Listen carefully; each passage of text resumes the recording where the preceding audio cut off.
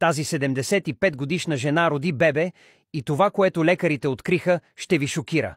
75-годишната Кара и 79-годишният и съпруг Гил били женени повече от 50 години.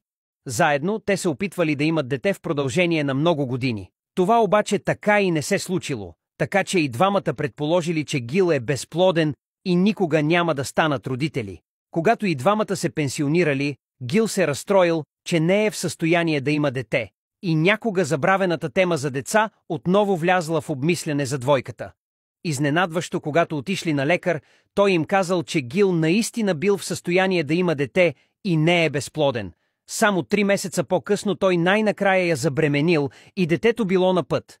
Здравето на 75-годишната Кара обаче се влошило сериозно по време на бременността Пари, което довело до хоспитализация, където преживяла няколко ситуации на ръба на смъртта и почти загубила детето си.